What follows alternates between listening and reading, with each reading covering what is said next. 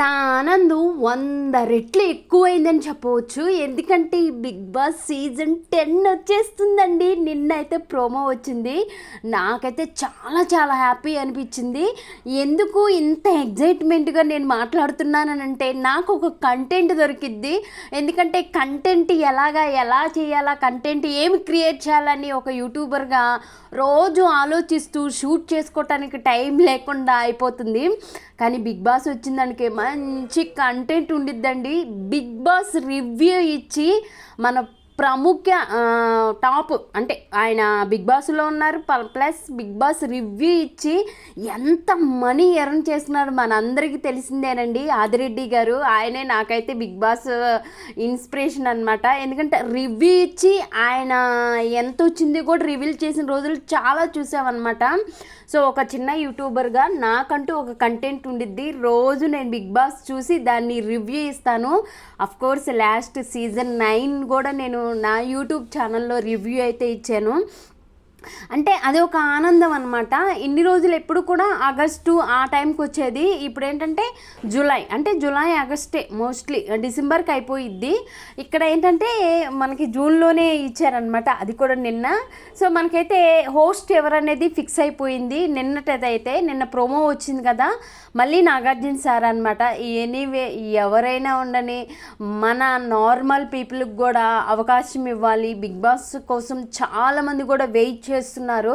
So big boss అనేది ఒక platform అనమాట నార్మల్ వాళ్ళకి. సెలబ్రిటీస్ అంటే వాళ్ళు స్ట్రగుల్ అయ్యి సెలబ్రిటీ హోదాలోకి వచ్చేసారు.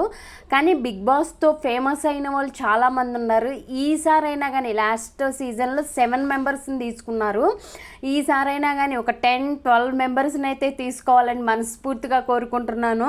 ఎందుకంటే వాళ్ళు కూడా చాలామంది చాలా టాలెంట్లు ఉన్నాయండి. మనకి ఇన్స్టా చూస్తుంటే ప్రతి ఒక్కరిలో కూడా ఏదో ఒక టాలెంట్ ఉండిద్ది. ఆ టాలెంట్ నిరూపించుకోవడానికి ప్రతి ఒక్కరికి కూడా ప్లాట్ఫామ్ అనేది దొరకదు. బిగ్ బాస్ అనేది మంచి ప్లాట్ఫామ్. కొందరు అదృష్టవంతులు దొరికిన వాళ్ళు రుజువు చేసుకుంటారు. ఎందుకంటే ఒక అవకాశం వచ్చిన తర్వాత ప్రతి ఒక్కరు కూడా కష్టపడతారు. అది సెలబ్రిటీసే కాదు, నార్మల్ వాళ్ళు కూడా చాలామంది కష్టపడతారండి.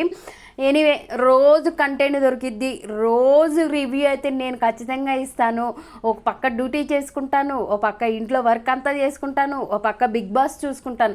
ఏదోనండి చిన్న ప్రయత్నము. ఏం చేస్తాము, 12 సంవత్సరాలు అవుతుంది పెళ్ళైపోయి, ఇల్లు లేదు, వాకిల్ లేదు, నెల రెంట్లు కట్టాలి. మేము చేసిన 30 రోజులు కష్టం మొత్తం కూడా కరెంటు బిల్లు, రెంట్ బిల్లు, పాల బిల్లు, ఇన్ని బిల్లులు కట్టుకుంటుంటే చిరాకు వచ్చేసేస్తుంది అనమాట. అంత విసిగిపోయాము.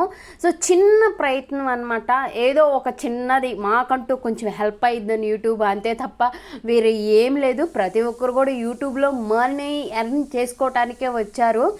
అందరికీ లక్ ఉండదు కదా. నేనైతే 2 ఇయర్స్ నుంచి చేస్తున్నా కానీ ఇంతవరకు ఒకే ఒక్కసారి అయితే నేను యూట్యూబ్ మనీ అయితే తీసుకున్నాను. ప్రయత్నం చేద్దాం. ఏదో ఒక రోజు సక్సెస్ వస్తుంది. మాకంటూ ఒక చిన్న ఇల్లు తీసుకుంటామన్న చిన్న ఆశ, అంతకుమించి ఏమీ లేదనమాట. సో కొత్తగా ఉంది. నిన్నైతే చాలామంది ఉన్నారు, బట్ ఫైనలిస్టులు ఎవరనేది తెలియదు. చూద్దాము. మనకన్నా పెద్ద యూట్యూబర్స్ చాలామంది కూడా చాలా వరకు తెలుసుకొని వాళ్ళు వీడియోస్ చేస్తారు కాబట్టి సో నాకైతే చాలా చాలా హ్యాపీగా ఉంది. Coming soon. ఇదైతే రియల్ అండి. నిన్నే నేను చూశానమాట. హాట్స్టార్ ప్లస్ మా టీవీ రెండిట్లో వచ్చింది ప్రోమో అయితే.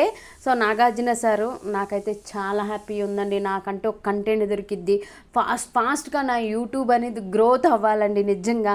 సో మళ్ళీ ఈవినింగ్ వీడియోలు ఎంతమంది